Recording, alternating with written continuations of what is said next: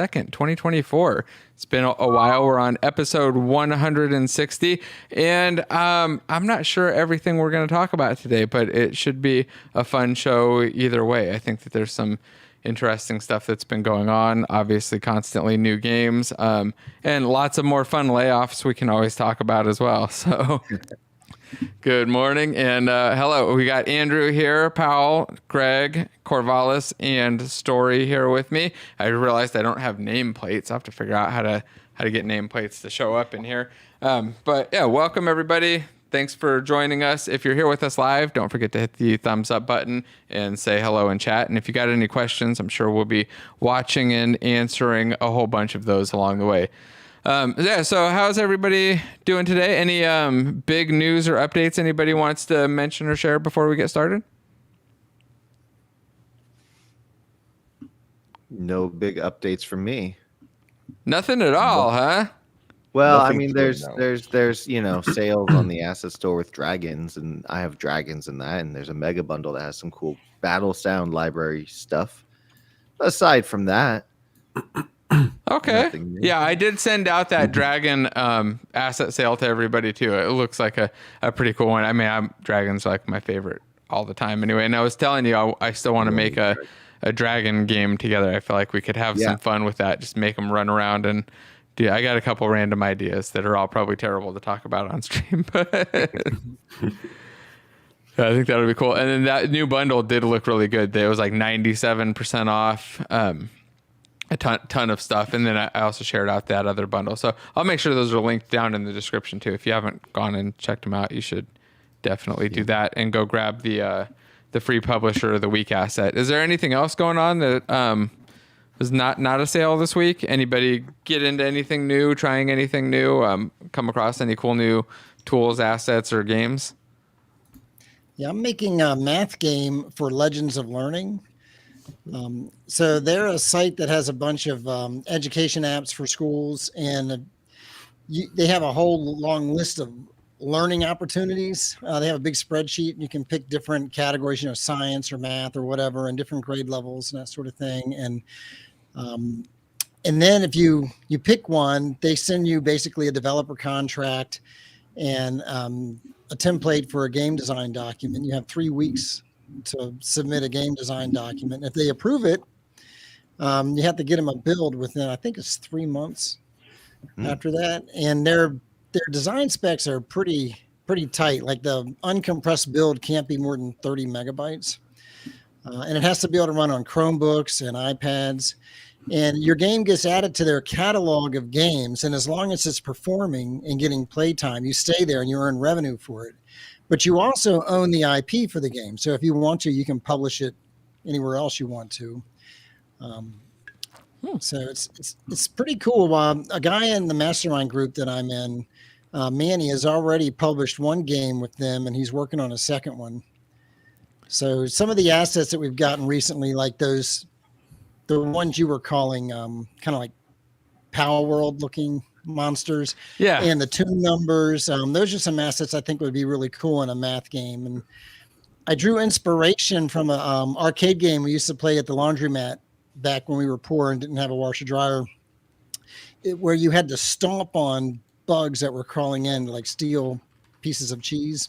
So you stood on a platform with these tiles that you had to stomp on. So there's a lot of cardio in that game. But in this case, instead of stomping on them, they'll each have a little floating equation above them. And if you solve the equation, you'll basically chase them away with one of those animated numbers, those tune numbers. So you're basically trying to defend your food items from marauding Power World critters. That sounds cool. And you said it's this page, right? Legends of Learning? Yeah, Legends of Learning. And then, there's a bunch of other pages I think you sent you that are specific for the developer, like their design specs, technical specs, and the whole process of picking a learning opportunity and going through the game design document and all that stuff. That sounds really cool. I didn't realize that was a thing, and it seems like something people might be pretty interested in. So you just make your game, you go through the process, submit it. Games for these are pretty simple, right? Yeah. So like the one that I'm doing, it's going to be like solving multiplication or division, and it's basically find the missing number, like 8 divided by what equals 48. That kind of thing, and give them multiple variations of that. To help them see the correlation between the multiplication and division.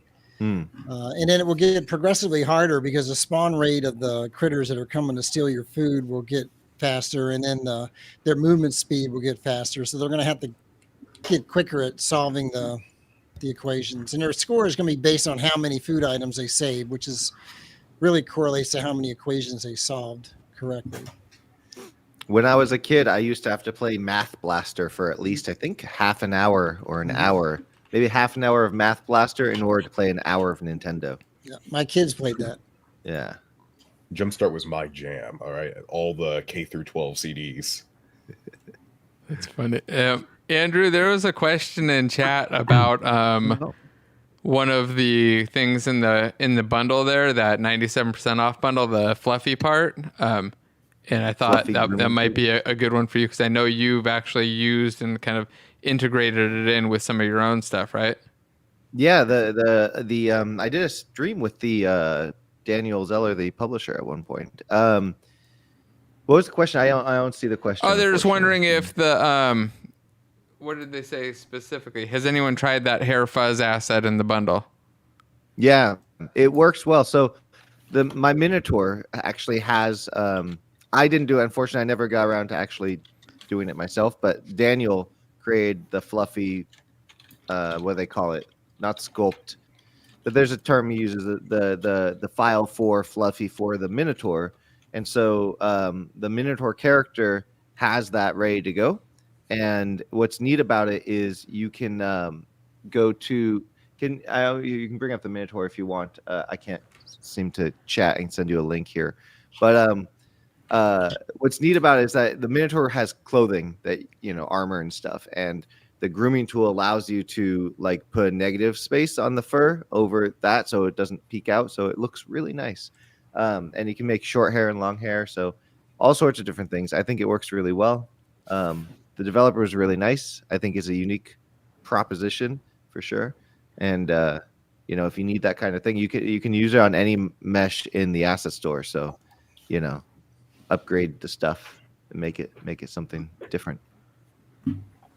Oh, I just somebody mentioned, and I'm seeing in chat, apparently there's another error with this new streaming setup, and there are two streams with with chat going at the same time. So let's try to get everybody into the same one. So if you're in the one that says episode 159, jump over to the one that says 160, because that's the correct one, and possibly why people had problems with the giveaway before. In fact, it won't even let me modify the chat in the 159 one. So I'm going to end the one that says 159 and I'm going to drop the link into the other one. So if you're in that one, switch over to the other one where we're at. I have no idea why it's hold on, let me just triple check though that it is streaming to both. Yeah, it is streaming to both. Okay, we'll kill 159. Bam. 159, that's old news. 160 is my new favorite number. Yeah. That's funny. Okay, that might have been part of the problem. That probably fixed a couple of issues.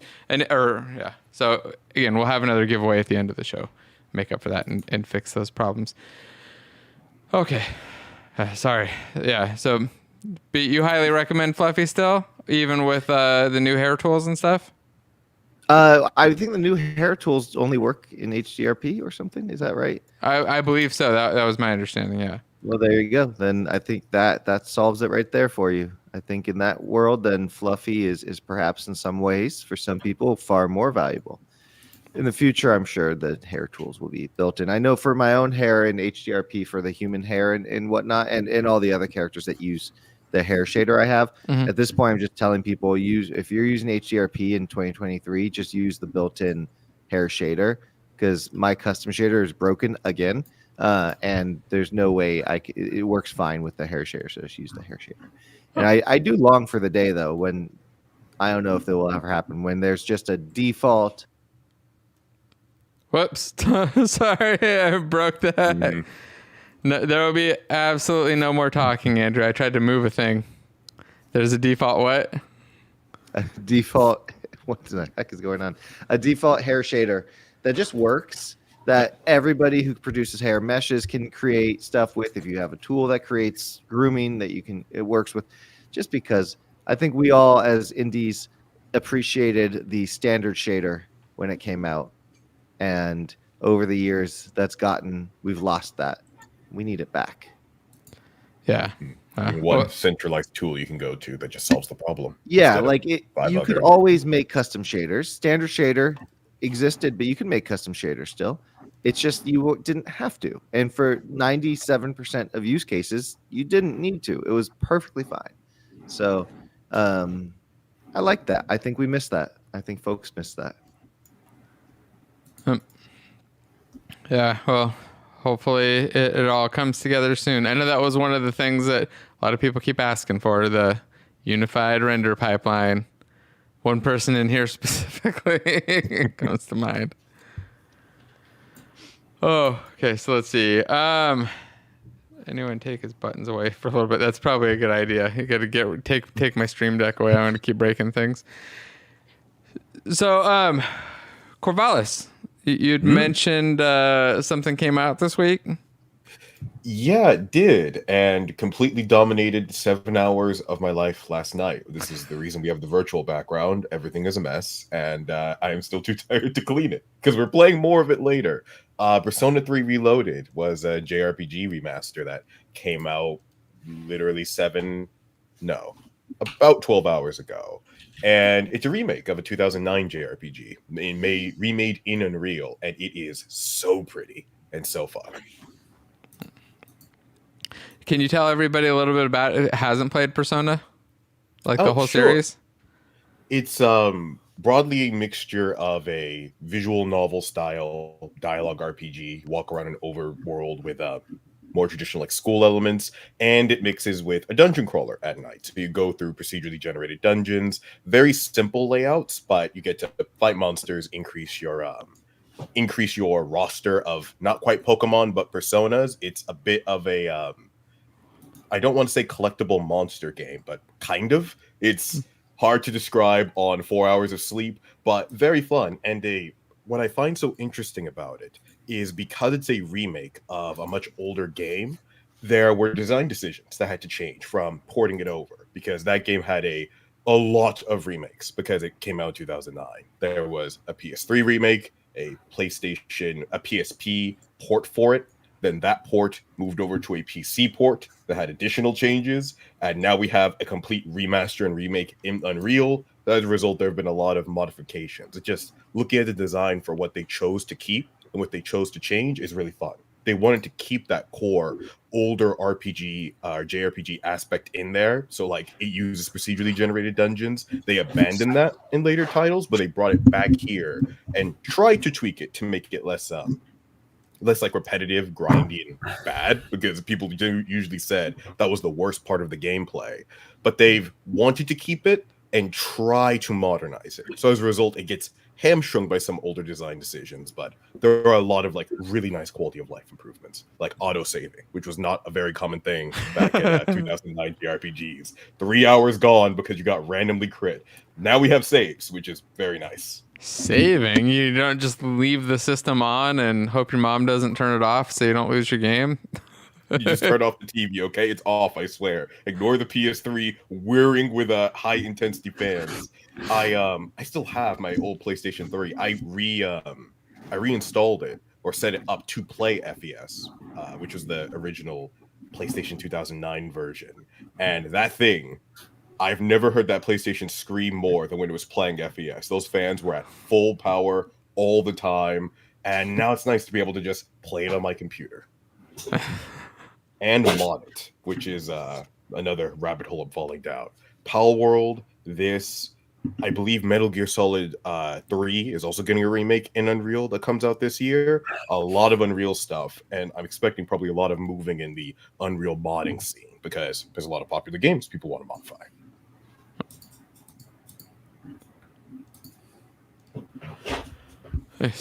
Anybody else play Persona? I have not. No, I did try Enshrouded this week though. Oh, you're playing it this week?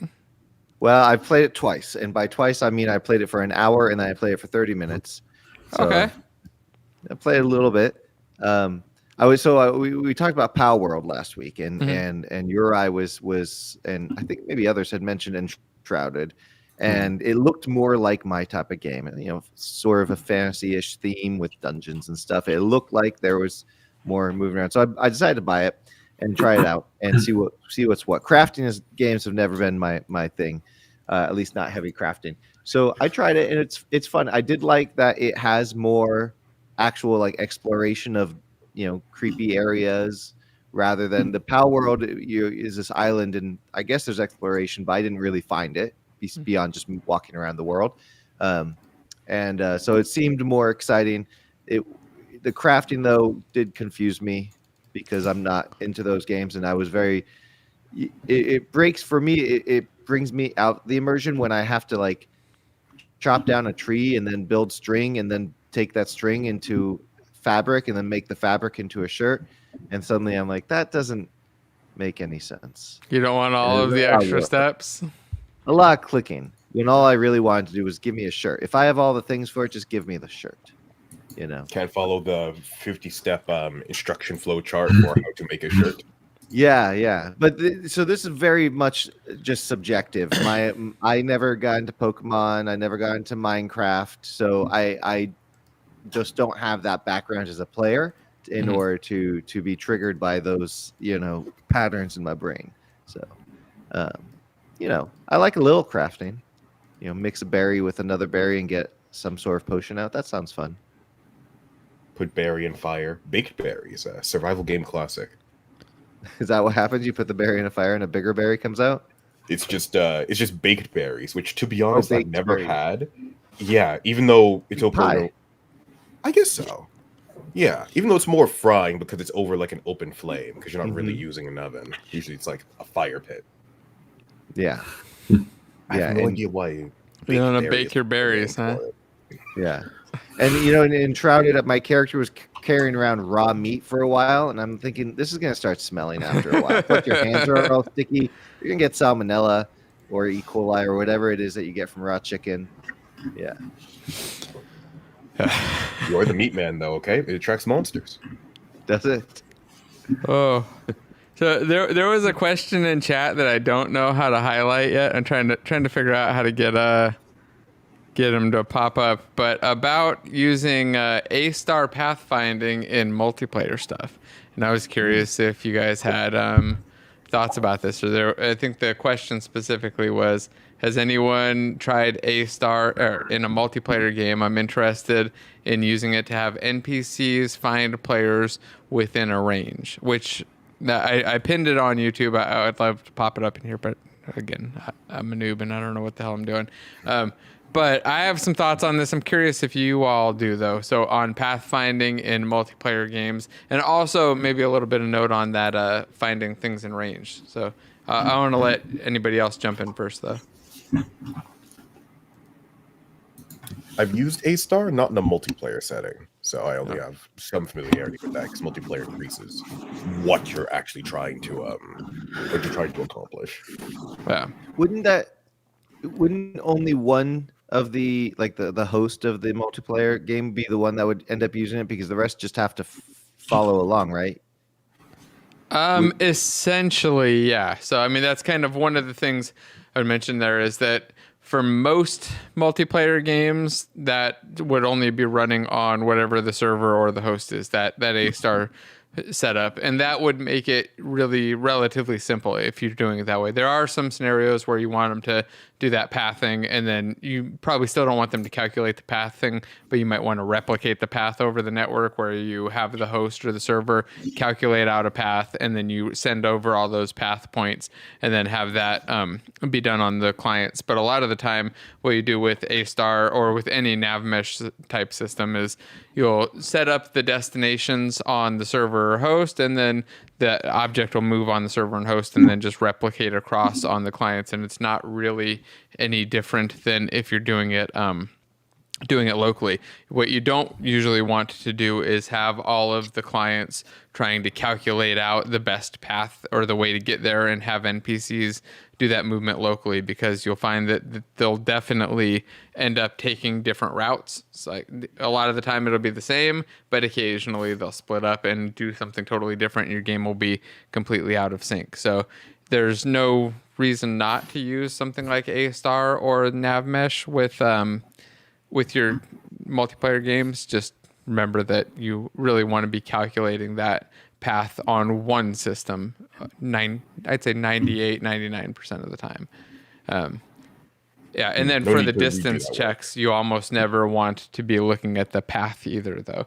You usually are looking at actual just direct physical distance and then line of sight, doing raycast, make sure that it's not, they're in this room and you're in this room on the other side of the wall. They shouldn't see you. So you don't necessarily want a distance check, and you don't necessarily want a pathing distance check either, because you don't want, you're up on this little tiny ramp and you're 1 meter away, but it's a 20-meter walk around the ramp. You don't want them to not be able to see you in aggro. That would be strange as well. So those are my kind of general thoughts on it, but I don't know if you guys have other thoughts. Nope, pretty much in alignment. Don't replicate the work on the client side and keep it all unified. Cool. And did we lose Greg? He had to dip for lunch for a bit. Oh, okay. I didn't see the message. I need to get that figured out. And yes, we are testing in production. It's a great question, Chris. Trying out this new setup. I really do. I like it more. I can put snow over everybody's head. I can put a logo over my face. We can do quite a bit more stuff, but I just got to get used to the setup, get the Stream Deck and the shortcuts and hotkeys and stuff all kind of figured out. The experimentation. It's the essence of being a game dev, is creating something kind of jank, but if it's fun, keep iterating on that and improving it. Exactly. Not building out the perfect thing all at once. Now, I was curious, did you all get a chance or watch that stream yesterday with the id folks? They did the 33rd anniversary stream. I was able to catch some bits, but not a whole lot. No, what I don't know what that is. What is that? Oh, I dropped a link into our private chat. I'll put one in the description too. But it was like Carmack and Romero and the other guys in there. I don't know. But they were talking about those are the two people I would be most excited about. Well, they were just in there chatting about the old days, chatting about id Software, how it's going there and stuff. It was just fun, interesting conversations. I always just love to watch anything that Carmack's talking about. So have fun with it. It is a gold mine, and I believe the VOD is up too, so people can go back and watch it. You've got an hour or two to kill. Fun stuff to listen to. Yeah, there's also a second stream that was month ago with 30th anniversary of Doom. Oh Yeah, there was. It was about 2 months ago. Yeah, I got to start following Romero on Twitch now.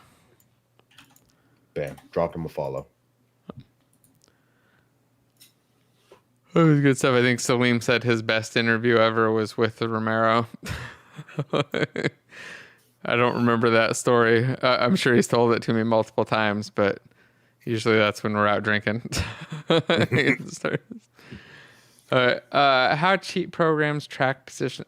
This is an interesting question. So in chat, they're wondering how cheat programs track position and similar data of players in multiplayer games, and how you can hide that information as much as possible. So, again, anybody want to jump in first?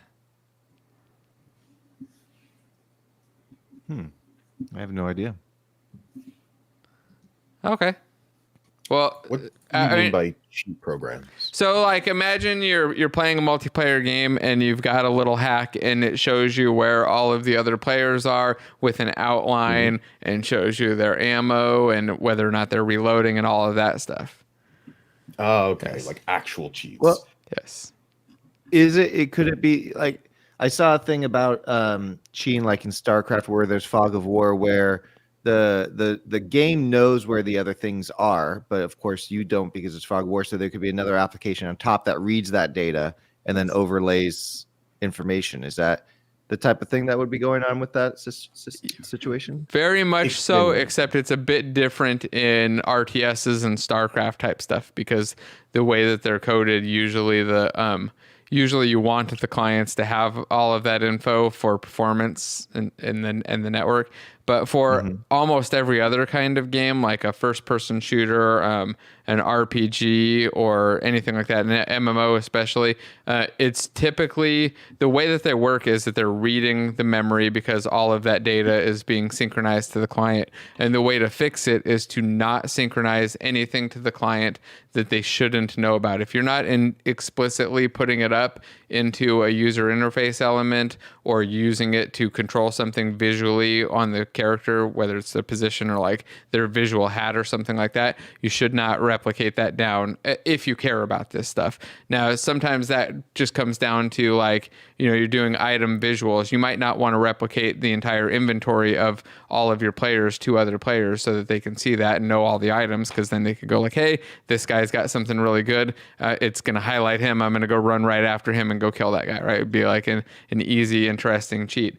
So instead, what you do is just replicate out the IDs of the visuals that are getting put on there instead of the actual items. So the player has their own inventory info, but the other people only see like the byte ID of which visual is showing instead. I want to add on a little bit to that, because there are fundamental issues when you're trying to secure your game against hackers or otherwise unwanted modification. And the best way is just to keep that stuff off the client. If it's on a client machine, you cannot secure that information. A client has access to their own memory dumps, cheat engine. There's plenty of ways for them to read that or deserialize that information in some way. And there was a comment that I actually just read that was about like TF2, which has a heavy like bot problem. There isn't a way to really stop someone who can just start an aimbot. This is why you can eventually work on something like a ban system or a really robust system where you can catch people cheating. But like in an FPS where fundamentally the only real information a player needs is where are other players and can I align my mouse to them? These are just concerns you can't control as the server, where someone is probably going to set up a cheat and can set up a cheat, but your best recourse is to just remove them. Like if there's unwanted behavior, you can set up trackers for that, having good report systems, user report systems, catching this kind of after it happens, because it's an infinite arms race trying to secure a client machine, and the hacker will always win in that arms race 99% of the time, short of like really robust anti-modification solutions. Like I believe the newest Denuvo still hasn't been cracked yet, but so you might not want to design your entire game system around that. Having good report systems and separating your basic concerns is the safest you can do when you have a multiplayer game. Yeah, I think as long as you just stick with the rule of send over as little as possible, send over only the bare minimum data and only send it to the people who need to know about it, it'll go a long way in your cheats. You can minimize a lot of that stuff. And one of the other things that's really important to pay attention to is just standard observability of objects. Like your player in a lot of games should not be able to see and be getting replicated all of the enemies or all of the NPCs in your area. Of course, it depends on your game. If everything's in one screen, sure, they should. But if you got a big game where you're running around and there's lots of stuff going on, only the data, the stuff that should be near visual to them or impacting them, should be replicated, and all the other stuff should be segmented off. It's you've got to keep that observability is an important thing. And then the final part is obviously somewhat not as much related to it, but just always assume that whatever you get from the client is an attempt at cheating. I always assume that every bit of data, every message that comes across, they are passing in -1 million and seeing what happens, trying to cheat, trying to pass in all kinds of bad data. And it's very important to just never trust the data. That was the one I was going to mention. Yeah, because a lot of people talk about the direction of not giving away too much information. And as you said, things like people try for performance to send all of the unit data in like an RTS for Fog of War stuff. But then, as we pointed out, if it's in memory, it can be found, it can be used, it can be generated. And that's why a lot of the cheat software is often sidecar applications that you have to detect by checking literally the running apps on the machine for IDs to match to make sure certain software is not running, because you can't always detect, because it's not always injection, right? Sometimes it's a parallel running application with overlay effects and that kind of stuff. But the point you bring up, I think, is the more interesting point, because it's the one that often is harder to figure out what to do. You might have like a move, just a good old-fashioned press button equals, movement, and then that movement is calculated to move velocity, which recalculates position, and then you're like, put me in new position, me plus 5 forward or something. And that sounds reasonable, but even if there's no way conceivably to access that number normally, there's a whole pile of methods of recompiling and rewriting that function so that you're sending data that's like, move me 10,000 units, or the more accurate one, you see this a lot in hack and cheat stuff, is jump flags being reset at the end of frames. And so that's what people do, that like constant hover. So it's just like a perpetual hover, right? So that's why you'll often see those, like, whenever you see like hacked teleports, they often have this weird jerky motion because they can't stop the velocity calculation, but what they can do is keep doing the reset, which is often have a staggered delay. And so you get that like hop flying thing that they do, So yeah, that's an interesting one too. And it's worth noting too that at the end of the day, you're sending data packets. And so it's not even, if you're smart about it, you don't even have to modify the game sometimes, depending on how it's done. You can literally inject at the point of the network traffic and then like literally modify packet transfer. That depends on your skill set. That can be harder, but like the point is it's multifactorial in terms of the information both towards and back. And as Jason was saying, you want to make sure that you're aware that the data coming in can be untrustworthy. And as a final note on that, if you want to really learn this stuff, because it is fascinating to know, even if you're not going to develop for it, there is an MMO called Pwn World, as in PWN. And you can go, and you can basically go to that, and it's an MMO which is designed to be hacked. It's like an adventure which is actively broken in numerous ways, and the only way to get around things is to use exploits, and it's purposefully built to have exploits. And then there's tons of online tutorials on how to actually exploit it, and it teaches you these processes, like how do I cause integer overflows, or mess with my jump flags, or modify my move speed. And then you get to see all different solutions to problems. Like people make themselves very fast, people teleport, people, cause physics bugs that launch them across the map. Like whatever way you want to do to solve problems, you can, but that's kind of the point, right? They're demonstrating all of the ways an MMO can be broken. That's actually really cute and fun. It's spelled PWN World, right? That's the one, yeah. It's Pony Island, and then Pwn World is the specific, yeah. Okay, because I'm typing in Pwn World, and I'm getting PWN Global. Oh, sorry. I think it's, I just checked. It's Pwn Adventure 3. That's the actual. Okay. So it's Pwn Adventure 3, Pony Island. That's a ridiculous name. It's a great name. That's an amazing name. That's also fun, because there is, admittedly, I love doing like modification, playing around with mods, and especially the less of an SDK or less well supported the game is, the harder it is to mod. You have to use Cheat Engine, these other tools, and doing that gives you a nice respect for game architecture, where it's okay, I really, really want to make this stat change. The enemy data is really far away, so I have to use the most convoluted ways to get around and inject into the normal game systems and frameworks without breaking it, but also using a series of tools. Ethical hacking, okay, for nice single-player mods. It is fun, though. In particular, I recommend, if you're interested in this area, there's a YouTube channel called Live Overflow, which not only demonstrates, like goes through this game and demonstrates it, but literally does the same thing in Unity. Builds their own server game with a bunny rabbit where you have to basically, again, the game can be won by hacking it. That's sort of the premise. And so that's another great way to highlight in Unity specifically how you would be able to be hacked and what you might do to resolve some of these issues. Yeah, I think anybody who hasn't played with hack programs and cheated in a game before is missing out. Like you need to do that to see how it works, what happens, and what other people are going to do to your game, especially if you're working on a game where it actually matters. If you're working on a game where cheating doesn't matter and it's fine, it's single player, whatever. But if you're ever building a multiplayer game, you should play with cheat apps, play with the memory editors, and just go try them out. Do it in some single player stuff or some multiplayer stuff where it's not like competitive online, where you're just doing, you and your friends or whatever, and go see kind of how that works and how you just randomly, your RPC is sending something different, or your data can't change, or you teleport your position and see what happens. It's an interesting experiment, I think.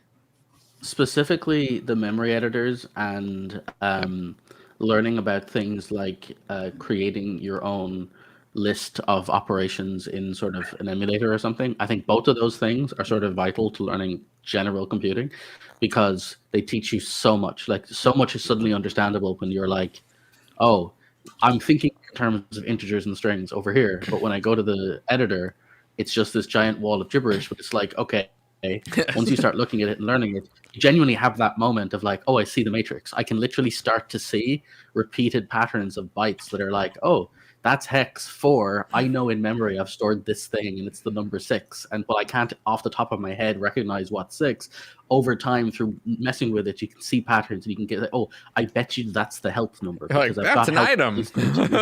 Yeah, exactly. It starts to be really fascinating. So it gives you a whole different perspective on how you look at that stuff. Yeah.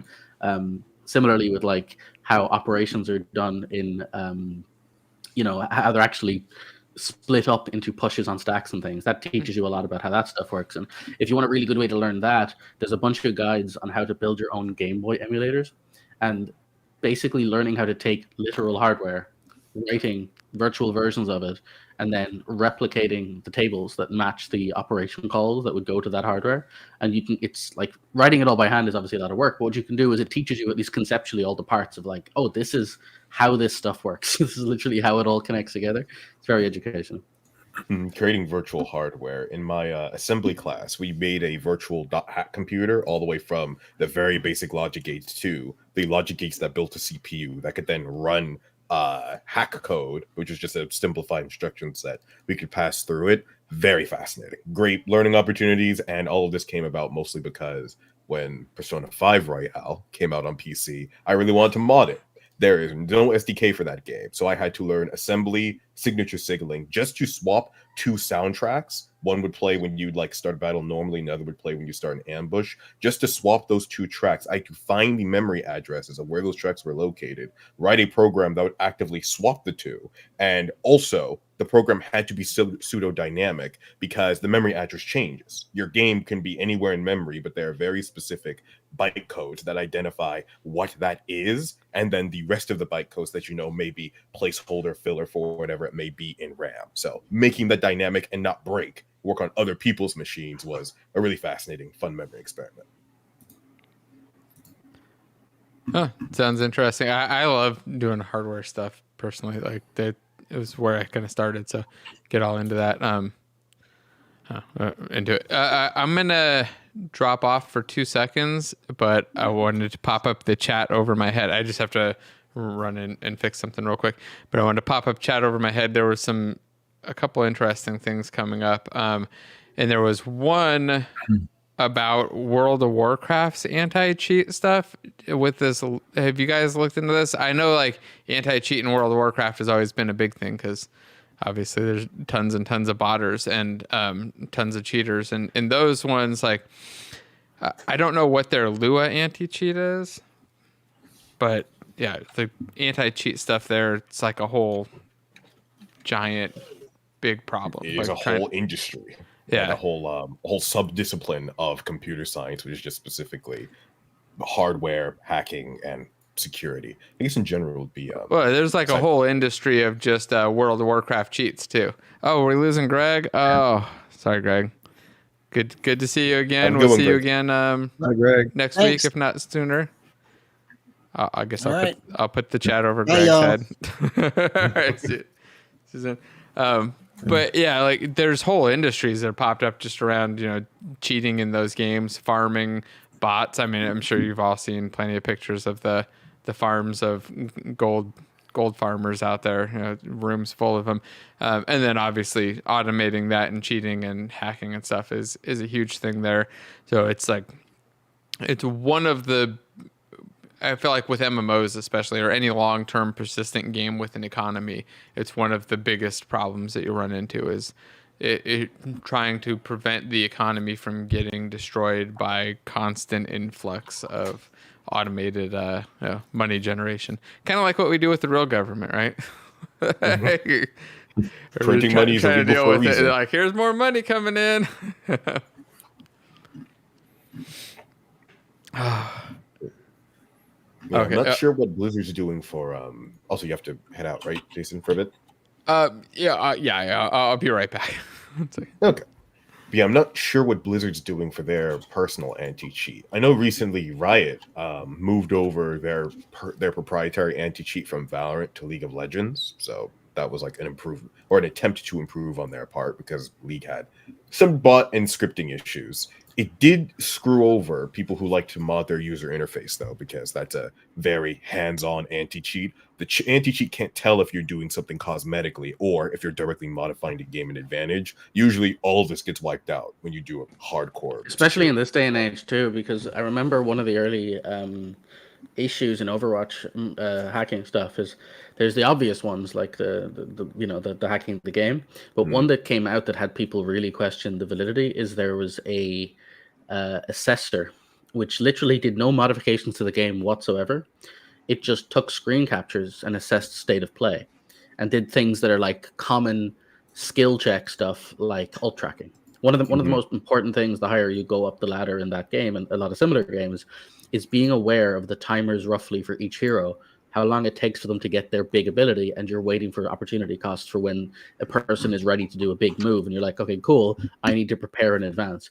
And so that can be a lot to keep track of, and the game basically was doing this. It was overlaying data on the screen that was like, your enemy most likely has these things at these times based on the in-game timers, based on this, that, and the other. And it's like, it gave you a lot of kind of contextual information that is just beyond human ability. But from that, like asterisk, it didn't do anything wrong. It didn't cheat. It didn't use in-game data. It had the same information you did on the screen, but it's still suspect because like it is an advantage that is well above what anybody would have. And now it turned out to be a bit rubbish because it was one of those early prototype AI stuff anyway that its actual suggestions were not great. But the actual like concept as a thing, that's an interesting gray area to your point, right? Because overlays are like, where is it cheating? And there's even people who say the same thing about things like monitors with custom crosshairs. Like if games don't have those and you're using a monitor crosshair, stuff like that can be vaguely in that category too. Yeah, like another interesting one for Blizzard is for Hearthstone. I didn't know about this, so recently I hit Legend, yay. But there are deck trackers where it's an overlay that keeps track of everything happening on screen. And I know for certain, I personally could not keep track of everything related to what cards are in what deck, at what position, what cards have been played. But the deck tracker exponentially improved my play because it's able to keep track of that contextual information. And basically every top Hearthstone player uses deck trackers because there's so much that can happen when someone plays a secret. I'm sorry, what like year of card rotation are we in? What secrets can this be for like what mana cost and what effects can they have? Or even something as simple as like the deck type I used to play, which was a Sludge Warlock. The whole concept of that deck is you generate sludge cards that go at the bottom of your deck. And the goal is when you burn cards at the bottom of your deck, you do damage. So keeping track of how many cards are at the bottom, it's very important because that's the difference between you can suddenly kill someone who might not know I've been stacking like 30 damage worth of cards at the bottom of my deck versus I messed up and miscounted. I didn't have enough and I overextended my own card usage. That's an interesting area where Hearthstone doesn't crack down on them. Matter of fact, I believe in Blizzard's app explicitly, they advertise a different deck tracker. So that seems to be very much approved. But yeah, there's other stuff too that fall into that category. The like utility applications. Another one that comes to mind is games like Elite Dangerous or honestly even any space game. Realistically, especially games with economies. Yeah, there tends to be like real-time stock exchange applications that people build that are like sideloaders that keep track of the in-game data regarding fluctuation rates. Like I remember again back in the day in using in Elite Dangerous a tracker to tell you what the most optimal path to take to like maximize your trade routes, because there'd be which trade route based on my ship size, based on my cargo hold, based on the number my maximum jump depth from the particular jump drive I have. Where's the furthest I can go to get the maximum amount of money by buying from this station and selling to this station, right? Now, again, that's all conceptually within game, but there aren't features for that. It is extraneous data. Like, you have to go and acquire it from somewhere. It's usually like aggregate server stuff. It's not actually in the game per se, but yet it's a common occurrence, right? So the question becomes, does that count? Personally, I found that was almost entirely beneficial to the experience, because it made it feel like you're looking at a job board and you're like planning your day, and it really brought the feeling of being a, go on a fucky space adventure. mercenary, Yeah, like a little tracker. It helps exactly. for it's an even more interesting, like, philosophical question of what is cheating in this case, because especially if it's a data aggregator or collector that already takes information that the user has access to visually and just perfectly recollects it, then if you really want to play the role of like a space captain going through, you would of course have a little tool like this that would just automate that part of the process and remove that cognitive load. Yeah, there is some skill in being able to do that all in your head, but there's also a question of, is it even fun for me to do all of that in my head? If I need a copious amount of information at any given time, and this tool helps offload that, does it make the experience better or worse? Is probably a better question than is it or isn't cheating. And then there's a side load of stuff that could be used for that purpose, but is also just used for whimsy. My favorite example of that is also Elite Dangerous. I just think it is the coolest, smartest example of a game modification I've ever seen. There's an app, completely standalone, not associated with Elite Dangerous, just called Voice Attack. Voice Attack is a pretty basic app in and of itself. It is just your good old-fashioned action command rule builder with a voice prompt. So you literally type word. If you've ever used the Stream Deck tool and like specifically made like action commands that stack and stuff, it's exactly the same. It's you do or a really lightweight version of auto hotkey or something. It's just you stack commands and you say, if this, do this, effectively. But the cool part is, again, it's a voice detector. So you type your words, you do the thing, and you build it up. Now, there's a million ways you could use that to do voice commands for your ship. And yes, it feels kind of cool, but that's like, honestly, it's often slower and worse performance-wise. It's not like a good experience to just be taught. It's fun, but it's not super practical. The 10x level above this, which is so mind-blowingly clever in my opinion, is what the Voice Attack people did is they pre-built the shortcuts for the game, where basically they just rebound all the shortcut keys to these commands with words. And it's like, yeah, okay, that's kind of cool. But then they had wave files generated for an AI ship computer, and they peppered those in. So you would say, activate thrusters, and it would just basically press the keyboard shortcut as if you'd done it yourself. But then you'd have an AI voice give the whole activating the thrusters, doing the whole thing afterwards. And then it was just so fun because they had this whole stack of stuff with pre-baked commands. And then they kept increasing their roster to the point that they have like a ship encyclopedia where they had famous science fiction actors and authors and stuff read out the full, like, welcome to the planet Ares, or the whole big thing, right? So now you've got a ship computer that you can ask, oh, what's that planet? Give me the stats on the planet nearby. And it's all elaborate in this like fun way that's technically it's bootlegging someone else's game and a different app they didn't write to simply play an audio file for you. But the experience it gives you 10x's both things. It genuinely makes you, when you've got Brent Spiner giving you like floral storytelling around the game in your space adventure when you're in VR with the motion controllers, it's like, this is just pretty top tier. Like, very few things match the like sheer level of awesomeness that's going on with all of those, Exactly. That's why I always generally lean more toward modification or open modding. There's so many tiny things you can end up creating such a fun experience for. And this is also why a lot of games try to move toward user-generated content, because they figured out, oh, wow, I can keep my app basically indefinitely alive because players will find new design use cases for modifications and mechanics they implement that dramatically increase experience. Even if it's not for everyone, if you want that experience, you can opt into 10xing your experience. And there's not really a harm to it there. The only issue is when multiplayer comes in as like an overhead, or if something has to be online. Now it becomes this race interaction where, okay, are you using it fairly? Aren't you? How hard do I have to crack down on competitive usage or not? Or if you want to have the design conversation, and this is a fun one. Well, I say a fun one. It's just like it's a contention as old as time, which is, if you have access to like immediate information, are you cheating? When you're actually in the process of like playing a game, you could have that information. But let's look at like tests, for instance. Tests are usually meant to remove contextual information just to test what you have immediately on hand, even though in the real world, no one's going to lock down your computer and say, you can't Google this in order to figure out this problem. But the purpose of the test is to hopefully test your mechanical process rather than just raw memorization, because raw memorization is infinitely cheap. There's a reason we have computers do it. They're infinitely better at it, and it's not that valuable of a skill as opposed to the processes of using that information. I just love that in your world, nobody's going to make you take the test without Google. We weren't even allowed to have a book in the room. Like, you get a pencil and a piece of paper. It makes it I remember having funnier. to lift up your calculator to show the back of it because people would stick notes to the back of their calculator. Well, my daughter actually had to like show her legs and her arms and stuff at the board certification test stuff. Yeah. You were allowed Now- calculators.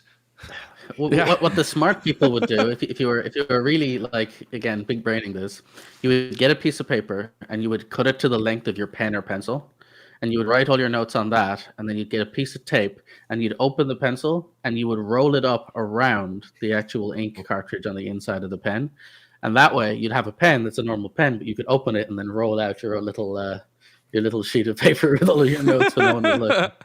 That sounds like more effort than memorizing the couple things that are on the sheet.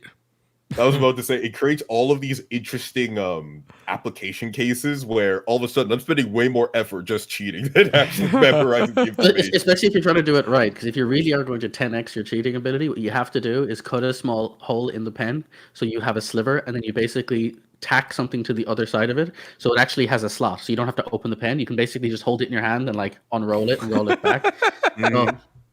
Not that I did any of this, of course. I'm just highlighting that there were, in fact. If you'd like to buy one on Hypothetically, Amazon, here's a Jason's link. It's and it is a very big difference too between like older and newer forms of education, depending on the domain. Some fields have caught up better than others, but an example, personal example, is like in college, there was one of my classes.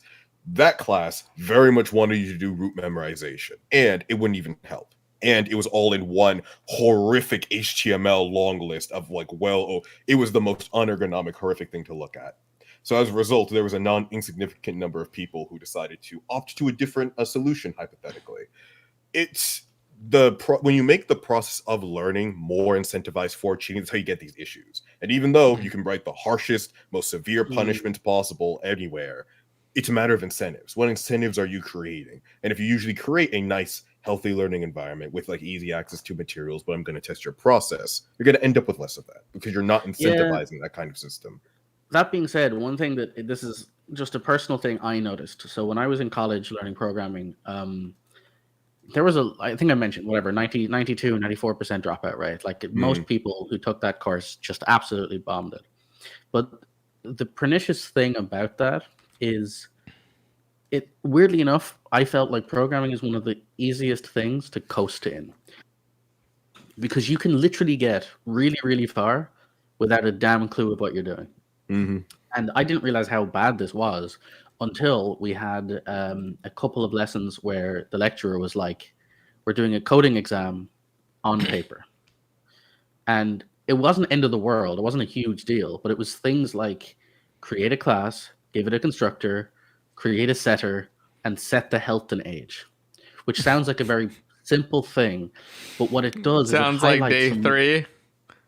Yeah, but like this is 6 months to a year in, right? So, but the thing is that what it does that it highlights is a lot of people fundamentally didn't know the difference between arguments and fields or scope, and so they just knew the word was age, and if they wrote age equals in the right places enough times, stuff eventually works. And what that meant was, because I was tutoring people, like literally I spent a lot of time tutoring these people, and I would see them confuse things, and it would be this, like the big one for me was the whole this dot. The reason I switched to using underscores as my field types is because I noticed a lot of people didn't understand the difference between the scopes, like age in brackets versus age at class level. And so having an underscore is at least visually delineates to people you're tutoring, these are two different things. They say the same word, but they are two fundamentally different in memory numbers of how they work. And without that, my point is, I would watch people take tests that have been writing code, more complicated code, and succeeding halfway through their course year. But when asked to write the most simple, straightforward 2 lines of explanation of just assign a variable to another variable, they couldn't do it because they didn't know. They were literally missing the word void in their method calls because they completely wrote muscle memoried all of this stuff and just went, oh, I just press the thing and the autocomplete does the stuff that makes the things happen. And it's fine to use autocomplete as an ongoing workflow helper. But if you get to the point that you completely never need to actually know what's going on, you're screwing yourself, because what ended up happening is a few people were really good at masking that, and they managed to get 2 to 3 years into their programming degree, and then they're failing because at this stage you can't do that anymore. You're in too deep.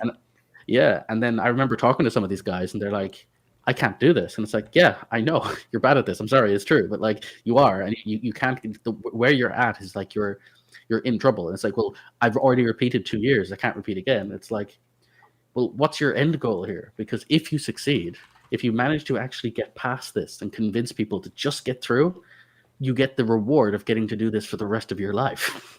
That's the reward. I've had this conversation with friends of mine who want to go into like computer science, and they're not oriented toward it. They don't enjoy like basic algebra mathematics. So the moment variables and abstracting symbols come in, they're falling apart. And I'm like, you don't want to go to computer science, but it pays well. Don't do this to yourself. Do not sign yourself up for something you already barely tolerate or even hate just because of the prospects. And there are a lot of things that pay well that you can hate. Yeah, that are easier, okay? Become a lawyer, become a real estate broker. There are other ways to do this, depending on whatever skills. Pick your poison, okay? Just choose whatever flavor of thing you can kind of tolerate to get paid for. But this also extends to like why you shouldn't cheat in the first place. You're short-terming yourself. If you've come across an obstacle that you cannot solve with your own skill and merit, congratulations, you bypassed it. But to use a video game analogy, you didn't get any actual experience. You cheesed a boss. What happens when you come across a boss you don't know how to cheese? Like, you're going to run up against those, and you're only setting yourself up to go higher and higher areas without ever actually doing any of the stat building. You're just ruining your own long-term prospects by doing this. I swear, I really thought you were going to do the green text there. You only cheated yourself. I really thought you were going to lean into the whole thing. I was tempted. We veered away from it midway where it's like, I don't have the, I'll admit, I'm low on brain cells today. I don't think I could have pulled it off without having a very big verbal flub. Because midway through me saying that, I then remember in Persona 3, I promptly always underlevel myself because I like that challenge. Playing with to go back to RPGs and design, playing with restricted tooling, meaning now you've made your course harder for yourself. They may let you, for instance, in some of my coding courses, AI is not frowned upon. You can use it, but you're screwing yourself by doing this constantly because you are getting used to the basics of I can type out a variable, type out a method, class and data types. This is good. You can build up what this means. So if they have the option where you can use AI code, you maybe shouldn't. Now let's talk about the hardcore gamer approach, which is, they let me use an IDE. I'm going to use a text editor instead, which my professor offered. He said, hey, if you really want to understand what's happening, don't even use IED autocomplete. Write it in a text editor of your choice and see how that goes. For a C class, he recommended installing like Windows Subsystem Linux on a Windows computer. So you're still in Windows, but you can use Linux and this like program in C to get that experience because it's C and Unix bundled together. I just decided install Linux on the computer. Just go whole in. Make this dedicated Linux machine and then see what happens. Get used to all of the auxiliary things. And for games, is the same reason. I may have all the tools to solve it, but if I don't, I have to get creative. And that's the most fun I usually have in games, where it forces me to get creative. I don't have the weakness, so I'm just going to power cycle just enough healing to avoid the boss one-shotting critical party members to help even and offset this. Highly recommend Persona 3 Reloaded on hard mode. That can be so much fun. The one for me that I did that with, that is probably one of my most vivid memories, was the doll DLC in Borderlands 2.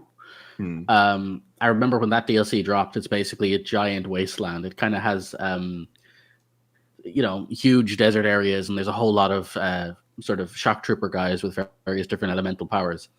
And we went into that way underleveled.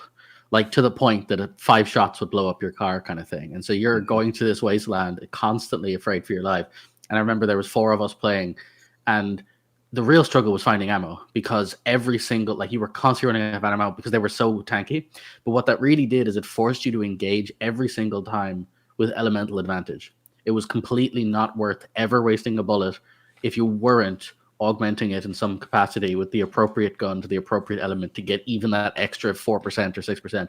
And so the whole time we were doing like a single low level mission, but we would spend 2 hours on it by like chunking our way through these, like, just 4 guys would be able to hold us down for 30 minutes as we're like trying to get around them and keep doing attacks and stuff. And very satisfying. It was stupid, but it was very, very satisfying. I love it when you can make your own fun with that, and you're able to, when the game gives you that design space. And you could tell when both game, for FPSs, I usually find it harder because now we're in the realm of, if I look at you, you're going to die. Low-level Elden Ring or low-level Souls games are very much this. Now, in the older Souls games, the trick is really animation and timing. If you know that, you can play the entire game without getting hit. And it's very possible and encourages you to do so. In, let's say, Elden Ring in particular, they start to frown upon this. There are definitely things that are not meant for you to animation dodge. It's a more of a stat check or inescapable damages. In an RPG sense, yet again, going to trump the horror of Persona 3 Reloaded, I can tell where they found design moments that were either too hard in the original or unfair, and eased it up a bit, but still allowed you that toolbox to play with a nice variety of combinations. So a fun one is that game it's all about elemental weaknesses. You bring a character with an element, you hit them with that weakness, and you stun lock an enemy. You stun lock them all, you can do like a massive all-out attack and do damage. But there are enemies without weaknesses, or there are enemies with weaknesses you don't have access to at lower levels. This is compounded by, it's a game of attrition. You have only so much like of your little mana bar, SP. And as you keep going, you need this to reliably take out enemies. Once you get far enough and you're out, you're out. You have to stop for the day.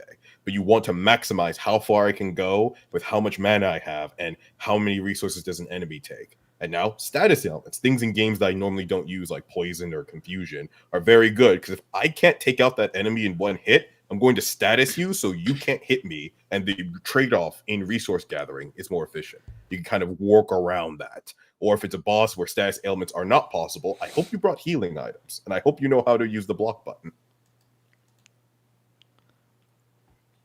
Yeah, making your own challenging fun. Don't cheat in school, kids. Yeah. You guys got me thinking on too many different topics. Like, Great. my head is bouncing all around. I wanted to really quickly jump back onto one of the things that you mentioned on the IntelliSense stuff and it training people. I mean, you were both kind of talking about that.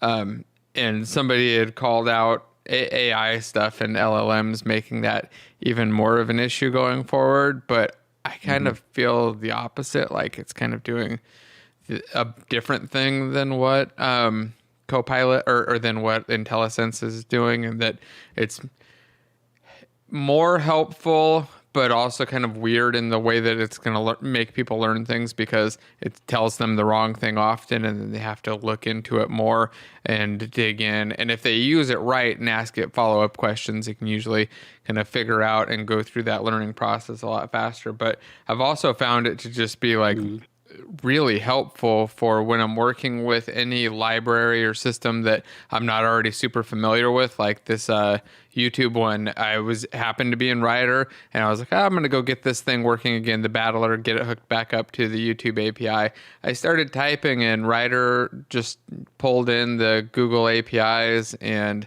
knew what to do before I even typed anything. Like I put in the method name and it started recommending things that were the exact right way to go and just made it drastically easier. The code shrunk down and I was pretty impressed with it. I feel like it's going to make not just me, but everybody else better. But I'm curious what you guys think on that learning side, because you're coming at, you both seen a bit more of that recently. Is it making people worse or better? Or is it like they're using these cheat things? It is very much like a double-edged sword. Like it does apply. It's one of those like how you use it things, right? You can easily use it to cheat yourself, or you can use it to be beneficial. The thing that catches me off guard the most is obviously when I type a question and I ask for help, then it's helpful. But the one that gets me, that's surprisingly helpful, is sometimes I'm about to write something and I'm like, oh, I'm going to solve this problem or search this list or do something kind of relatively banal. And it writes something that's completely left field from what you're doing. It's like, why did it write that? And then you stop and go, wait a minute, why did it think I would want to write that in this context? And you read it and go, actually, I hadn't thought of that edge case, or I hadn't considered. Like, that's not a there's bad actually a different way to idea. approach it. Yeah, and it changes your, because that was my biggest concern when this first started. It's the whole wag the dog thing. I didn't like the idea that it was going to be leading me in my decision making in a way that was derailing me from my own work. But after I started working with it a bit, I was like, actually, I kind of like that, because it's not like I can't say, no, you're wrong, and move on. But if it is giving me a suggestion, it is just getting opinions. Now, it does still frequently get stuff completely wrong and not even remotely or horribly inefficient to the way I would probably want to do it. Mm-hmm. But to me, it's interesting just to see it propose something. Because as I said, it gives you another avenue of thinking that I was like, oh, I wasn't even considering that as a thing. I was actually trying to do something else, but maybe that's a backlog item, or maybe it's like, actually, when I finish doing what I'm actually doing, I'll add that thing that it's implying. Here's a good example, actually. I was writing a overload function for an object that supported plus and minus. So I had basically a config file with a key value pair and key value pairs of objects, and I wanted to merge two together and get the compounded key value pair set of just the new stuff. And I was like, okay, I'll overload the plus and minus operators so I can literally plus two config files and get the difference or get whatever out of it. And then I did a diff thing as well and whatever. And basically it populated the offer of saying, oh, well, if you're doing pluses and minus, you probably want to have a diff and exclude or a union or whatever. And it's like, oh, you know what? Sure. Go ahead. I wasn't thinking of doing that, but it's like, it's an interesting, like, yeah, that makes sense. I can find uses for being able to diff two things and get the change set from it. And it's like, that was just an interesting, again, it's not groundbreaking, but it's one of those, like, that wasn't even on my radar of ideas to put in, but it makes sense in the context of what I'm doing. I like to think of LLMs much like the internet or like other technological innovations. They're force multipliers. Whatever direction you're going in, they will let you go in that direction harder. So if you're already prone to like skipping, kind of cheating, you're halfway kind of going through it, but you don't really understand what you're doing, the LLM's going to make you even worse at this because it'll make you more productive, but you're now going to get a lot more work done knowing even less than you needed to before. Versus if you really liked diving in, asking follow-up questions, using insight or getting other perspectives, it's a great co-pilot for that. Because it's kind of a little poetic in a way, it does reflect how you use it. Much like a data training set, it will reflect outputs based on what it was trained on. The LLM will give you outputs based on the inputs you're putting in. So if you're asking it just to solve your solutions in very short, just give me answer ways, that's where you're going to get. Versus if you really start hammering where you want certain alternative perspectives, you enjoy getting more specific questions and diving into insight, you're going to get that. It's not going to thrust that upon you without you usually asking for it. So yeah, your LLM habits reflect more about you than it usually does the LLM because you get what you put out. You get out what you put in.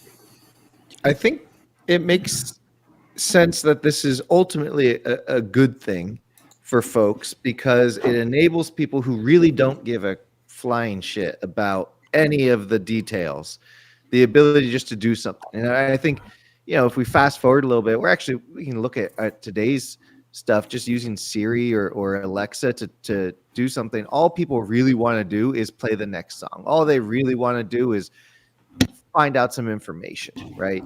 And that's a very base level of using ChatGPT or whatever, just like, hey, give me this. In fact, just the other day, I wanted to find some information and this freaking web page that was full of SEO crap wasn't loading because it was trying to load all the ads first.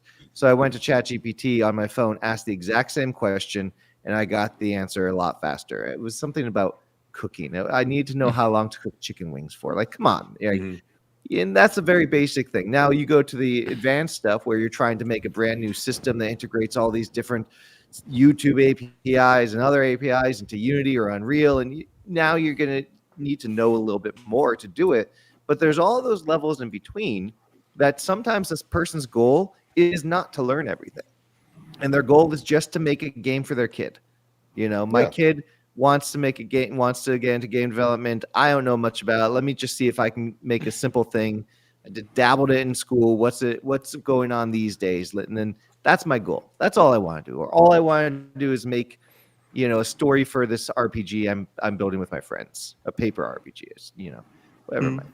So There's I think, good value in those yeah. simplified use cases. You don't need to always know everything about it. Yeah. Or a classic one is Stack Exchange, and the fact that user rates for that have dramatically plummeted. Because I just want an answer to a question. I didn't need you to give me a dissertation on something pseudo related to my question, or to close it just because you said my question wasn't related enough or on topic enough. The LM understands me, okay? And then we'll just close my question.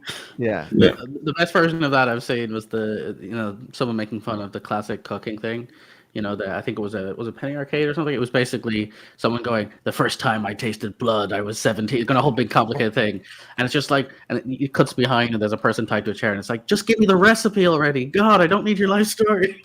Yeah. And that I think is really the exciting part of it, because you can choose your own adventure, right? You can go and say, I just want to know this one thing. And if you want to know more about it, you can ask. And I've done that and I've learned new coding things that I don't have a background in coding. I didn't go to school for it. I don't know architecture. I don't know patterns. I didn't learn any of that stuff in my background. So every once in a while, the system will give me a brand new thing. I'll be like, what the hell is that? And I will ask it, what does that mean? And it will tell me, and I'll sometimes probe it a little bit more, be like, oh, so you can use it like this? I'm like, yes, you can. And I'm like, oh, I learned a thing. And and then I'll try to use that more often in my own code. So it allows you to do what you want, and if what you want is to learn more, you can do that, which is really. I was going to say there's a missing part to that. Like I think I agree with everything there, but if we were like imagining a world where we wholesale replacing teachers, my one big caveat replacement so far is one thing these things do not teach you is process and workflow.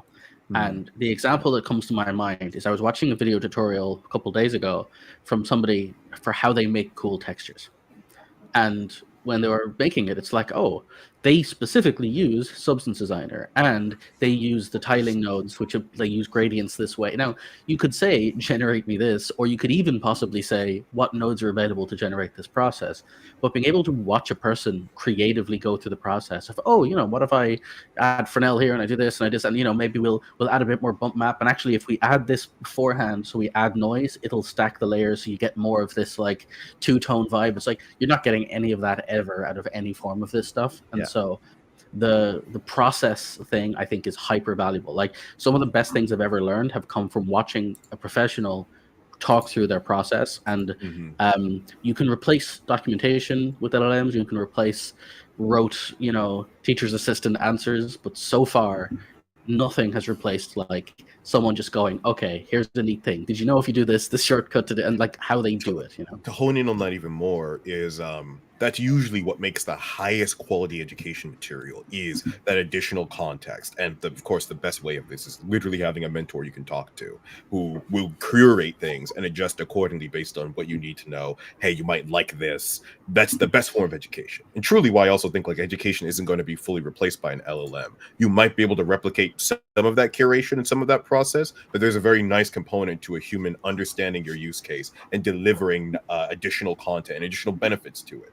Hell, there's actually a really, I guess, a very direct benefit to if you have a mentor is also your mentor can connect you to other mentors. The AI bot only can connect you to other AI bots. The sheer social value of you actually engaging with someone who can teach you and all the other soft skills and benefits you get from that, you're not getting from an LLM. But the LLM does replace what I call lower quality education content, where here's how you do it. Press these buttons. I'm not going to explain to you why. Just do this and blank. Showing the process and getting the value of seeing someone do it, where they may make mistakes and where they don't, and it kind of explaining their overall thought and value of that education is far more important and the real killer feature for when a human creates educational material than, okay, you're going to look up on the Unity API how to do this, and then you're just going to use this API. I didn't tell you why I did it. I didn't tell you how I'd maybe find it. I just told you, look for this thing or use this function. The LLM can tell me that. And it'll tell me that better than you ever could. Yeah. This is really not, I mean, it's supercharged and on steroids, but it's not vastly different, I suppose, than, when the internet first came out and suddenly people didn't have to go to the library. And, back before that in the 60s, 70s, when people had libraries and they were very important to have because that's where you go. You have your teacher, but you go to the library to learn up more more stuff. Or like my parents, you buy the entire Encyclopedia Britannica so you can have it on your bookshelf and look shit up. Or before that, I mean, if you were lucky enough to have people in your life who happen to know stuff, so you have your teacher, but then you could go learn from the elders or whatever.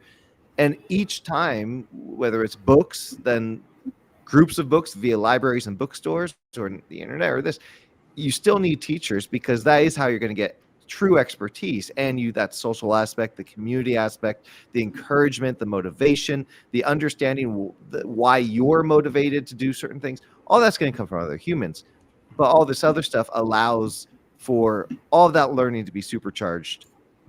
As you said, it's a force multiplier. I think this is the exact reason, actually, that why AI won't replace human experts, why there'll always be humans who can do better, because they're human, and the AI will always be a step behind until it can, of course, create brand new processes that, so until we get to ChatGPT 7 or 8 or something, we'll see. But that is future. Yeah. That is one of the other things too, which I think is going to be an interesting dynamic, socially speaking. I don't really have an opinion if it's good or bad, but it is fascinating. Which is one of the most common things people talk about with AI things is, I don't have to feel like a moron. If I talk to a professional, I'm sort of... You're going to feel small-brained. Yeah, I'm going to That's feel like an how I idiot know. if I ask something obvious. Yeah, so I can just ask the AI, and it's like, oh, phew, nobody had to know that I had to even question that thing. But the other side of it's true as well, which means if you're assigned work or you use the LLM to figure out an answer and you succeed, there's no one to pat you on the back for it. There's no one to kind of go, oh, that's cool. Or there's no one to say, oh, actually, that's really cool, but did you know you can do this thing? And so while you'll feel less fear or stress in engaging with content, which feels like it would lead you to be more open in what you're doing, you're also going to get less, reinforced learning. You're going to get less feedback in the value of the positive side of it. And especially, again, doing a lot of tutoring and teaching myself, like, you almost feel like a superpower where you can choose what a student is going to do based on what you enforce. So if they're doing something and you're like, that's really cool, did you know you can do this? You can steer them in directions purely based on how much positive enforcement in a direction you give. And it's kind of fascinating to see how, like, someone's about to drop something. They lose interest in it. They're already given up on whatever it was, learning piano or learning whatever. And you're like, but if you give them just the right nudge of, oh, that's really cool, you learned that, well, did you know? And suddenly they're like, I'm dedicating the next 2 weeks to this, right? And that's nothing, there's no information there. That's more about the entire emotional feedback of feeling that, like, oh, this is worth learning. I get praise for doing this. I'm going to keep doing this. And like that entire angle is going to be missing if people are learning almost exclusively just informationally. There's also, just to quickly touch on the idea of somebody not wanting to ask a question because they're going to feel stupid, or not wanting to propose an answer because they might get it wrong. Happens in school all the time.